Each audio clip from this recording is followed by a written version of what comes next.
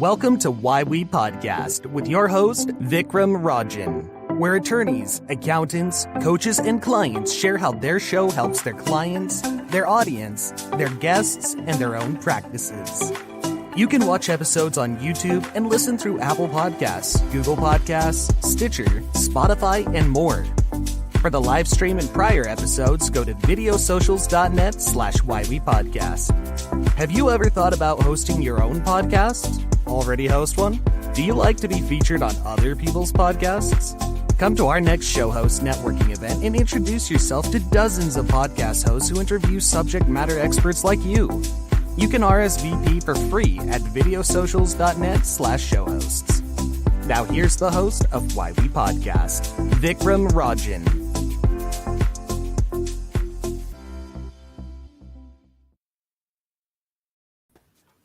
Hello, everybody. Welcome to another episode of Why We Podcast. I'm really looking forward to getting to know two more podcast hosts today. I am the co-founder of Video Socials. We are a business community of attorneys and accountants, coaches, and consultants who come onto our video blogging clubs and they get their video blogs and their podcast promo videos recorded together, fun and done.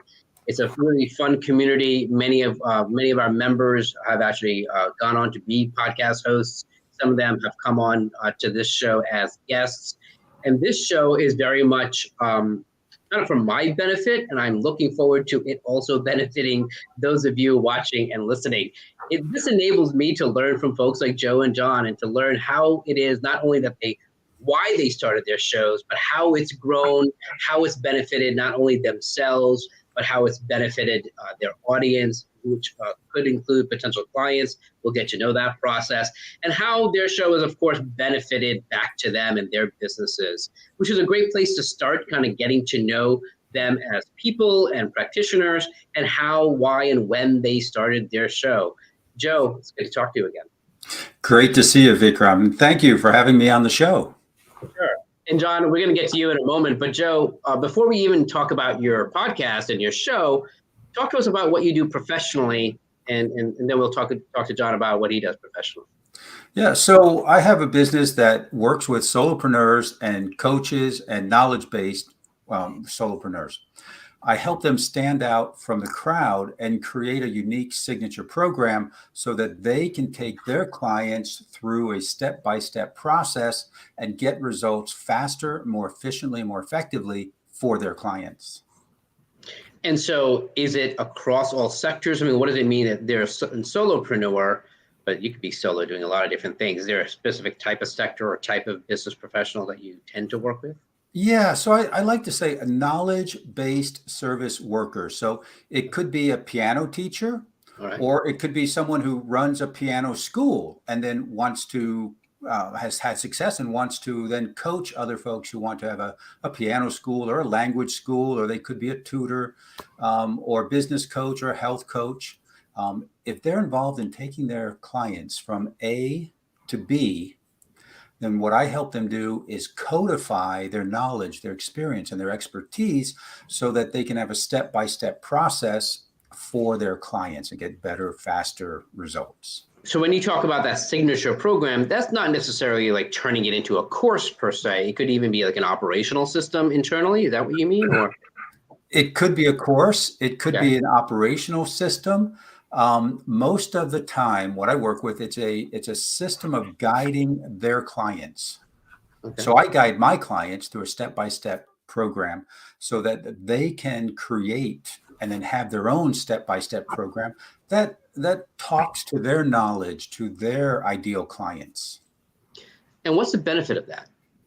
Like, what's the benefit of having a step-by-step process to guide your clients? There are many benefits to that. Aside from providing a great service and a light at the end of the tunnel, if you will, for your clients, it gives them a roadmap. It also gives my clients a way to sell their services without being salesy.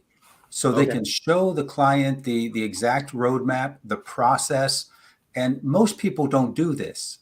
So when clients are looking for to get from A to B, and they're looking for someone to help them get from A to B, when they see someone who has put a lot of thought into it and has a process and a step-by-step program, it lends a lot of credibility to the coach. Cool. So you're basically helping them become that consultative sales process. Is that one way of putting it? That is one way of putting it. I think we go a little bit beyond that. Yeah. But that's close enough. Close enough. All right, good. Well, there you go. It helps me kind of understand it, so I'll paraphrase it. John, what about you? We know each other a little bit, but and we have a little bit of overlap as well. So talk to us about what do you do in the marketing and branding world? Yeah, so I'm with a company called Spotlight Branding. We do content marketing, so a lot of similar sort of things that you do over at Video Socials. But our goal, especially kind of how we differentiate ourselves from a lot of the other legal marketing companies out there, and I know, Vic, you're pretty familiar with this, is we're not interested in playing the search engine game. I think a lot of marketing companies out there, they kind of default to search engines, paid ads, and, really cold lead generation, stuff like that. And our stuff, especially with, the lawyers and the financial pros that we work with, it's a really heavy referral-based industry. Right. And so our services are all designed around increasing those referrals, helping our clients actually attract the right kinds of people that they want to work with, and building up that authority status, making people see them as the expert that people want to work with. And so we do that through things like blogging, videos. We have a podcast production service, email newsletters, and social media.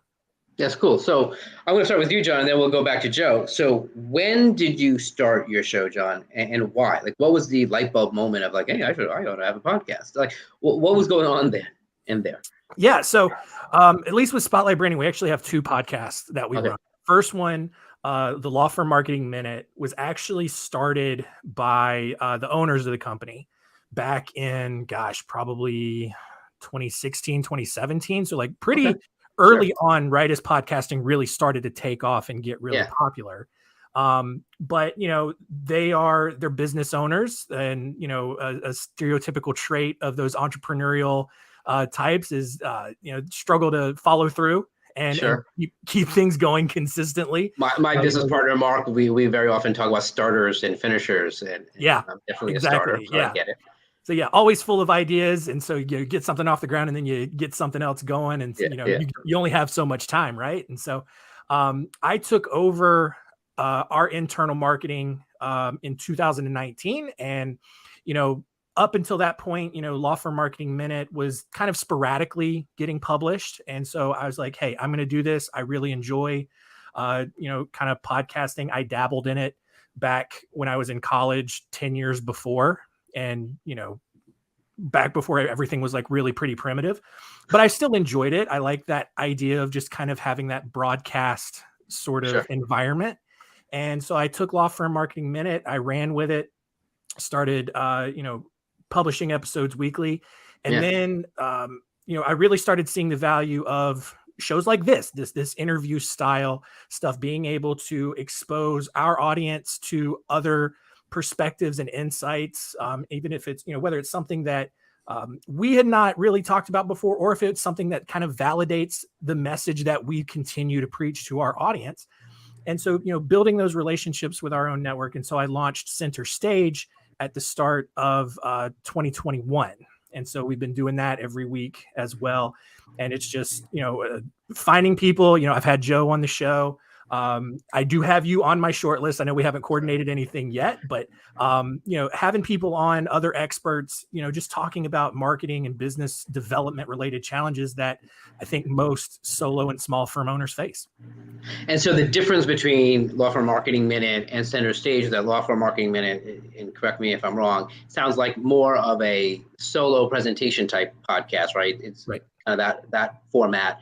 Versus Center Stage is purposely interview oriented, right? Yeah. That's kind of the basic. But both are weekly, right? It sounds like it. And are both also video in addition to audio? Or okay, great, cool. Exactly. So that's kind of the and we'll kind of get into some of the details of where we can watch it and listen, and who comes on and what are the benefits a little bit later. But going back to Joe, talk to us about that same kind of creation story of where were you when the lightning struck and the light bulb went on? So this happened about a year and a half ago. and I knew about podcasts, but I really wasn't that into it. And I didn't listen to a lot of podcasts either. I kind of knew about it. And I had a conversation with a local photographer, and we got talking about how a positive attitude and being positive on the camera was a good thing, and being positive in business was a good thing. And if you're negative, it shows up on the camera and shows up in your business. And I said, this is a really good conversation. We should share this conversation. And so we set up a time the following week, and we basically repeated that conversation. I recorded it and put it on YouTube. Yeah. And it was such a neat experience that then the next person I spoke with, I said, hey, I'm doing this thing. We're recording interviews. How about we record one with us? And that's how it started. Cool. Yeah, very, very organic. Yeah. Yeah. So that makes sense. Yeah. You end up having that natural conversation, which is kind of one of the reasons I tend not to do pre-interviews, because I found the pre-interviews, it's like, all right, well, we should have just recorded this and produced it as a podcast, because I'm genuinely interested in what you guys have to say. So the pre-interview ends up being the actual interview, and it became silly. So I stopped that like a long time ago, 2 years ago. And it literally happened to me just, I want to say 2-3 weeks ago. I was on a show earlier this week, and we had done a vetting pre-interview, and she didn't know me. And I'm like, yeah, sure, that makes sense. I'll play ball. That's somebody else's process. And of course, naturally, like as we're going into this, she's like, yeah, this is great. We should have just recorded this. I'm like, yeah. Unless it's like a very perfunctory 10-minute, like just to kind of know that person isn't some wild card. Which I have one of our clients who does do a vetting. I go, great. It's a 10 to 15 minute, get to know that person is legit and isn't going to go rogue in some way. Otherwise, if you know your guest criteria, it kind of makes sense of kind of what you do. It's just, you don't even have to do the dress rehearsal. You have that concept. So now talk to us about that format. So how often do you release episodes? Is it weekly, or how often? Is that for me? Yeah, Jeff. Yeah, we're still on your show. About weekly at this point. I know it's important to be consistent, and I do maybe 2 or 3 a month at this point. Yeah. Okay, cool. And what is your guest criteria? Like, who do you like to have on, and why? So my podcast, it started out as just 10-minute conversations, real quick conversations. Yeah. And I've expanded that the beginning of the year. And the reason is 10 minutes just seem to be too short. There's no time for story. There's no time. There's basically no time to do anything except drill down on one topic. So right now, my guests are business owners, and we talk about their origin story, how they began, why they began, what challenges they had, and what they're doing today, and how that's evolved, and how they've leaned on their knowledge, experience, and expertise to create their business. That's cool. And we'll talk a little bit more in terms of what are the benefits to the audience, and we'll kind of ask John the same question. Before I go back to John, what's the name of your show, and how did you name your show? Like, why and how did that name come about? Again, this goes back 1.5 years ago. There were short conversations. Yes. Originally 10 minutes, and now and it's evolved into like how long? Sorry, 30-ish. Okay. Yeah, that's kind of a general number. Yeah.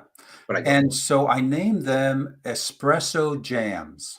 Espresso Jams. Okay, short, concentrated, delicious conversations. All right. Nice. And have you kept it as Espresso Jams, even though you've kind of gone Americano? Right. Here's what I've done. I call it Espresso Jams, Small Business Interviews and Tips. Okay. Yeah. That's cool. I like knowing kind of the creation story. Now, John, it makes sense that your company is Spotlight Branding, and the name of your show, at least one of them, the interview part, is Center Stage. Yep. Law firm marketing, I mean, it also kind of makes sense, right? If a lot of your clients are lawyers and you want to have marketing, and it's hopefully done in a few minutes, makes sense. Where did Center Stage come from? Like, yes, obviously they're now in retrospect, it's like, oh, of course, it all kind of fits together. But where did you get that idea from originally for Center Stage? Yeah, as part of me kind of handling our internal marketing, I was really looking for a way to provide some additional value to our audience, and kind of in 2 different ways. To provide value to our audience at large, and, provide, kind of like I said earlier, some extra insight, some outside insight that maybe we as a marketing company aren't necessarily in the correct position to provide. It's like, Sure. yeah, okay, we run a business, but we're probably not the right people to give like HR advice or anything like that. We can share kind of how we run our business, but it would make more sense to have an HR expert on the show to talk about, how to create a great environment in your firm or whatever the case may be. Right. So that was one side of it, but also, we've been in business close to 10 years at that point. We had built up a pretty solid professional network and a lot of really good strategic contacts. But, I felt like we weren't doing a good enough job just continuing to kind of nurture those, stay in touch really well. And, really weren't practicing what we preach in terms of staying in touch and all of that. And so I felt like doing this was a good opportunity to, make another touch point with a lot of those people, tap into those networks, nurture those networks, but then also at the same time, build the networks, Sure. And so like I've been introduced to people like you and Joe along the way. And so I've been able to grow that a little bit more and just be able to provide some value, to on a small scale and a large scale. And so that's the guest approach of like the benefits of why you have guests and even the benefits to the guests. Have you heard from any of your guests after coming onto your show that they've gotten some kind of a benefit or someone reached out to them because of being on your show? Has that ever happened? Have you heard anything like that?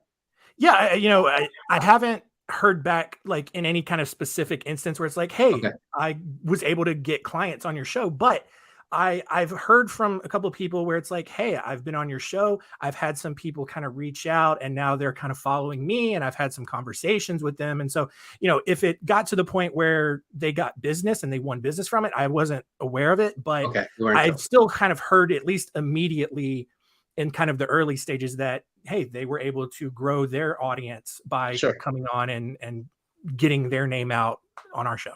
All right, cool. Yeah, I'm going to ask the same question to you, Joe. And then also, like, there's the other audience, and has anyone come out of the woodwork? So we'll talk about that. But Joe, have you heard from any guests that have come onto your show? Has there been any kind of uptick of relationship, people reaching out to them, any kind of result that they've gotten from being on your show by chance, anything like that? That's your guess.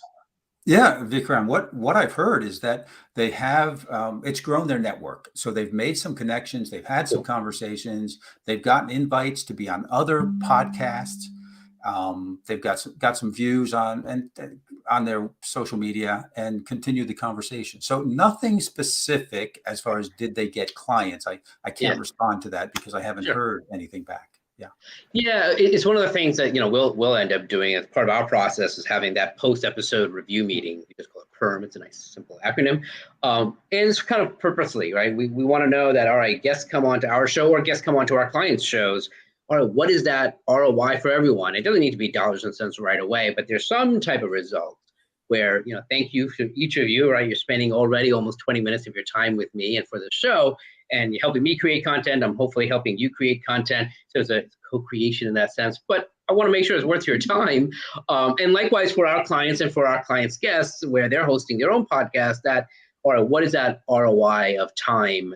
Which, again, doesn't always have to be purely dollars and cents, but there's something that led to as benchmarks. It eventually becomes dollars and cents. Joe, has anyone from kind of that audience between you promoting the show, I can only assume that guests also like promoting their episodes when they come onto your show. Has anyone come out of the woodwork? Have you heard from anyone watching and listening to your show? Has that happened yet in the past year and a half? Yeah, it has. And one of the most recent ones was a fellow who has a podcast linking up the podcast host with potential guests, and he's got a platform online that he's just putting together. And he heard one of my shows when I was actually being interviewed on another podcast, and he reached out to me. Nice. Yeah. And what about you, John? Has anyone come out of the woodwork, any audience, and ended up doing business with them? Yeah, in a couple of different ways. Kind of similar to Joe's example there. I've had people on the show, and then I may have reached out to them separately, but unbeknownst to me, they had been working with another kind of booking agency. And then all of a sudden, their agency found out and they're like, hey, this is a great show. And then they've started pitching guests Cool. To me consistently, to where I'm booked out now a couple of months ahead. Sure. And so, that makes my job a lot easier trying to find guests and stuff, but also, in kind of renewing some of those, strategic professional relationships that we've been made aware, like, oh, this person, we thought they were with this organization before, they've actually gone on, started their new business. And it's something that is, really relevant to us. And so we've built up, working relationships with people that we've had on the show, and they're helping us out kind of in their area of expertise. For example, not sure if you're familiar with the organization, How to Manage a Small Law Firm. Sure. I know it fairly well. Yeah. We had built up a relationship with one of the coaches there. She went on to start her own business all around helping small businesses build out their operations manuals, their policies and procedures manuals. Nice. And so we're a really systems focused company. And we were kind of at a point like, hey, I think our systems could be better. Our manuals could be better. We knew that, after talking to her on the show, we knew that that's what she did. And now we're starting working with her. And so great. There's a lot of good back and forth there, and a lot of benefit to both sides that I think can be attributed to us starting this podcast and getting things moving. And we're about to take a quick commercial break, and then we'll come back. But Joe, before we do that, you're a couple of dozen episodes in, right? Just mathematically, if you've been doing this weekly for about a year and a half, right. Maybe 50, if not more. Very good. Yeah. That's the extent of my math. So looking back, right, if you had to do something different, what was that one? And now something you mentioned already, so I'm going to take that off the table. It's like the end of Wheel of Fortune. I'm going to give you RSTLNE. I'm going to take off, making it longer instead of 10 minutes, because you already mentioned that. But it is kind of a little bit on the spot. We didn't talk about this in the intake process. But is there something that you would have done differently, or that you're now thinking of doing something new, having learned from doing these dozens of episodes already, that's like, all right, now I know what to do something a little bit better? Anything come to mind? Yeah. So when I started, it was very much cottage, like a cottage industry. I had no real introduction. I actually introduced the pod show myself, and I modified my voice a little bit. Okay. But it was, my brother. You mean like you gave yourself like a radio voice? Like, yeah, right. Yeah. And my brother says, Joe, people can tell that's you. So you're using your own voice changer. Exactly. Yeah. The other thing I did not do was get on the podcast apps. Okay. So about the first 40 episodes were only on social media, YouTube, and my website. And I think I missed a lot there. And when I did do it, I found it wasn't that difficult. No. If you're not technical, there are people who will help you on this podcast. And if you are technical, you can do it yourself. But if you want help, there's people to help you. But don't do what I did. When you start your podcast, get on the apps right away. I think there's a lot of people that are in the live streaming world, or even just video show world, which is really how this thing got started, right? I mean, John, I'd love to hear a little bit, even offline, how the podcast management production part for us. It was really because of our members. Our members, our video socials, they're recording their video blogs, and kind of unbeknownst to us, so to speak, a lot of them, I would say a good 15 to 20% of our members have some type of a live stream or video show, interview show, very similar to what you were doing, Joe, of like, hey, why don't we just have this? Maybe even without so much of a strategy of why they were doing it or the guest. It was just nonetheless interesting and informative. But then came the technical aspect, and they started asking us for help. It's like, hey, can you help us get our YouTube show into Apple Podcasts? A basic thing. And we're like, yeah, of course. That's relatively simple, is what we do. And so as we found ourselves kind of doing versions of that, of how do I get my Apple Podcasts into my email newsletter? Or can you get it into our email newsletter? Because we run email newsletters for our clients. We're like, yeah, sure, of course, that's what we do. And then as enough of the, of course, that's what we do, we ended up realizing, yeah, we can just do soup to nuts and just have them show up at showtime and just do it. So it makes sense that you kind of came to that own revelation, Joe, of like, yeah, it's not difficult to do. It's just time consuming and sometimes annoying, especially if you're not tech savvy, but anyone can do it and definitely should get it done in one way or another. So thank you for offering the plug for me. And of course, John's from does similar work. John, what about you? Looking back, likewise, you've also had dozens of episodes of not only Law Firm Marketing Minute, but also Center Stage. looking back, it's like, all right, how would you have reformulated or redone, and how have you improved, and something new in the horizon? Is anything like that kind of as a learning aspect? Yeah, I think to me the biggest thing, and this one was just kind of out of my control, but I wish we had been more consistent with Law Firm Marketing Minute from day one.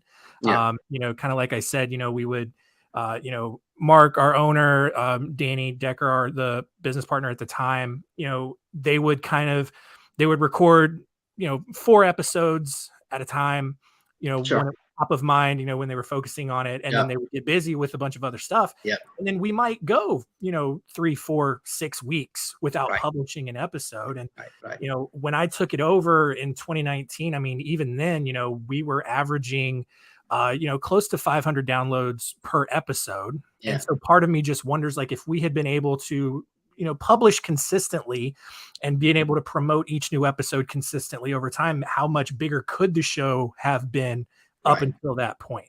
Right. Yeah. It's one of the kind of the fallacies and, kind of tripping points. People, we hear that a lot about banking episodes or doing a batching of episodes. Yeah. And I tend to want to talk more about being consistent, even on the production standpoint, and just releasing it sooner, because you kind of fall into that trap, that false sense of like, all right, let me just record 5, 6 episodes in a day, in a week, and then we can kind of release it.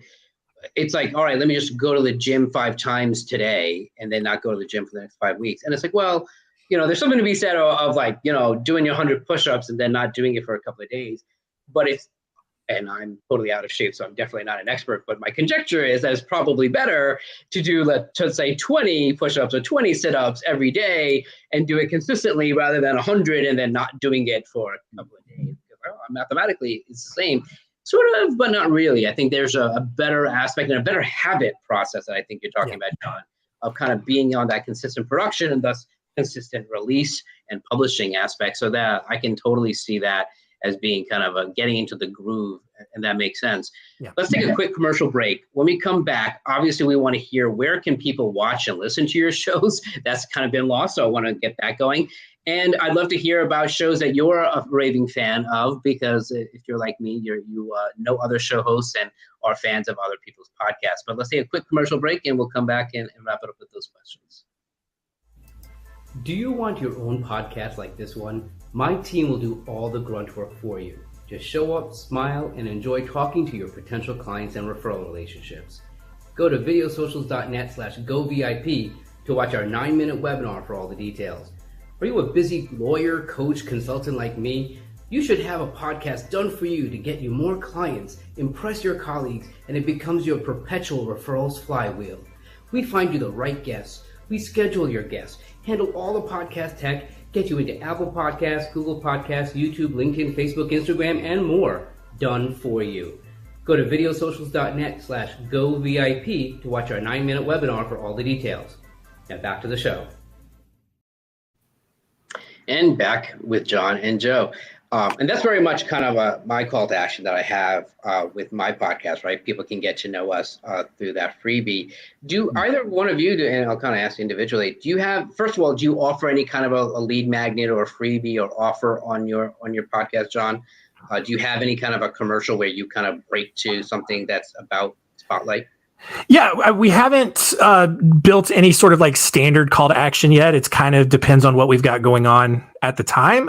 So like, for example, we just released a legal marketing trends report. Mm-hmm. And so I had an episode dedicated to that. I will have, reminders here in the next few episodes, just where you can get it and stuff like that. And so it's not as formal as what we just saw here, but I do try to make an effort, at least on the Law Firm Marketing Minute side, to promote something of us on center stage. I kind of step back and let our guests promote, something and have a call to action on whatever they're working on. So that's a nice segue. So is that the latest thing? Is that something that you think, a lot of my circle is very similar to your circle, right? Lawyers, et cetera. Is there a way for them to get that marketing trends report? How could they? Yes. So you can go to spotlightbranding.com/trends22. Trends22. Download that report. It's a gigantic report. It's like 100 pages, just full of all kinds of marketing data from lawyers all over the country. Cool. And if you're not a lawyer and you're listening to this, we have a ton of resources, articles, videos, podcast episodes, all that kind of stuff at spotlightinsider.com. Cool. Very nice. Joe, what about you? Do you have anything like that? Any kind of freebie that you tend to do on your show? And then we'll talk about what you can offer now. But do you do any kind of thing with a lead magnet type thing on your show? So I have an intro and an outro, and it promotes my website and promotes the podcast at the same time. But that's it right now. But seeing how effective your in the middle of the show ad is, I'm really toying with the idea of doing something like that also. Yeah, I mean, we have that in the beginning, right, for the show host networking events, which we're kind of reformulating it. We may be making it more even kind of for our clients and then their guests. So stay tuned. And then we have that kind of mid-roll aspect, right, of a lead magnet. And it's really, for anyone listening, everyone kind of knows the game of it's an email capture tool, right? I'm assuming same thing goes with you, John. Do you offer anything like that, Joe? Kind of an email capture lead magnet, as it's known in the marketing world, any kind of thing where people can put in their email address and they know they're going to get nurtured by you, but they're going to get some value as well? Yes, I just released an action guide to help folks find their differentiating factor so that they can stand out from the crowd and attract their ideal clients. So I have that as an action guide on my website, right, under resources. So do you know the direct link and what is your web address if you don't know the direct link? Okay, the direct link is Apexable. There's a dash in there, apex-able.com/differentiating factor identifier. Wow. Okay. Differentiating. Say that again. Apexable, right, with a hyphen. We got that. .com. Yep. / differentiating factor identifier. All right. Cool. I'm kind of a nerd. I have to tone that down a little bit. Well, diff, right? That does put an acronym of diff, right? Differentiating. Is it DIF or is it DFI? DFI. Oh man, I would work hard at making that DIF at the very least, because that's a good idea. In me, it's like wanting to make that an acronym, because then you got the diff, right? That's the differentiating factor. It's a diff. That's awesome. So maybe when you come again, I'll do that. But right now, at least, what the big words, the SAT words of DFI, we'll get that in the show notes at the very least. Very good. Before I let you guys go, thank you again for taking the time. John, are you a podcast junkie like I am? I know you have 2 podcasts. You help people with their podcasts. I'm going to presume, I'm going to put words in your mouth, that you also watch and listen to podcasts. Is that true or not? Oh yeah, absolutely. Like over the last few years, like I used to be like big music guy, and like I used to like really carefully curate my Apple Music library. And now it's very rare that I even listen to music anymore. It's all. Oh, really? All right, fair enough. So is there another show host that you know really well that you'd love to shine the spotlight on? And yeah. I'm a huge fan of Dan Bryan. He does a podcast called the Law Firm Marketing Mix. I did have a conversation with him about like, how close that was to Law Firm Marketing. Yeah, you both need to contact IP attorneys. Right, exactly. Yeah, I don't think we had officially trademarked it, so it's fine. But no, he runs a really cool organization called Marketing for Justice, where he works with a lot of in-house law firm marketers and just provides resources, runs a lot of workshops. And so he started a podcast to kind of supplement that. I think he started it earlier this year, late last year. And so he's doing a lot of really good work over there. I'm a big fan. So his world, his audience, and I can assume thus his clientele are like CMOs within larger law firms. Is that what it is? No, it's like marketing assistants, directors who are employed at law firms. So they may be that CMO level to your point, but not necessarily. Right, exactly. Well, hopefully he'll come on the show and he'll clarify that. So yeah, thank you for that. Hopefully I can get a real introduction, because it'll be neat, especially in the legal space. What about you, Joe? Do you listen and watch a lot of podcasts now that a year and a half into the game? Yes, I do. Definitely. I subscribe to numerous podcasts in all kinds of different areas. Yes. And regular viewers and listeners of the show will know that as much as I asked that question and like both of you gave the right answer, I've had plenty of guests that have to sheepishly admit that they actually don't watch a lot of podcasts. So there is no necessarily wrong answer, but it's much better to say yes. Sure. So is there a show host that you know well that you would want to highlight? Yeah. So one of the shows that I really like to listen to is called thebuilders.fm. and that's run by Matt Levenhagen. And how do you know Matt, and what is the Builders about? Well, I can answer what the Builders are about, but I met Matt through networking organizations months ago, and we just kept in touch. And he talks about folks who have built businesses and how they've built them. So there's a lot of learning by osmosis, if you will, knowing what other people do, and it's applicable. A lot of it is applicable, and some of it's not. But it's it's information about building businesses. I found that sometimes we're able to get the most creative ideas, talk about differentiation factors, the most creative differentiating ideas from businesses that are unrelated to our own. Yeah. I don't know if you found that, but it's literally where we get to think outside the box of our field, our sector, our type of business. Sometimes we think going in that, what can I possibly learn? I'm a big fan of listening to podcasts. Obviously, one of the bigger ones that most people know is How I Built This, which was originally on NPR by Guy Raz. I still listen to it. And it was basically an Indian food company. And I didn't know of the brand, of Indian heritage. And I'm like, all right, well, first of all, let me get to know this Indian food brand. What can I possibly learn? Like here I am running a content marketing company, very different from, let's say, Indian frozen foods. First of all, it's always interesting stories. I think it's always inspirational. Talk about the Builders, very inspirational. Even something a little bit more even practical, like a law firm marketing mix and or minute. It's very practical, you can learn, but that's so much more closer to home. Like I'm constantly listening and learning from other law firm marketers. But for us to get out of that zone and get into a world where we're listening to stories of business builders that are outside of our sector can be very thought-provoking and like, that's very interesting for me to kind of hear, and how can it possibly apply to my business? And so, yeah, I can definitely see how you would be turned on by that, obviously by what you do professionally, but even to be inspired. So thank you, Joe. That was great. Anything that I didn't cover something I didn't cover, of course, both of you mentioned a little bit about your website. Is that the easiest way for people to get a hold of you and maybe even apply to be on your podcast? What's an easy way for people to get to know you or get personally, in addition to, let's say, apexable.com with a hyphen, or Spotlight Insight? Is it spotlightinsiders.com? Yeah, so Spotlight Insider is going to be our big media site. That's where all of our content's going to be housed. Spotlightbranding.com is the overall company website. You can learn about our services, get in touch with us. And is that the easiest way to get a hold of you, John, or is there another more direct way to get a hold of you personally, John? You can send me an email or connect with me on LinkedIn. My email is john@spotlightbranding.com, or you can search me on LinkedIn. My little name's right down there at the bottom. John Hinson, Hinson, if you're listening. Happy to connect on LinkedIn as well. Cool. What about you, John?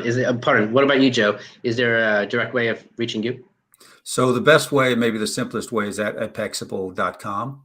Yeah. I'm also on LinkedIn, which is a great way to connect. Just search my name, Joe Matz, on LinkedIn.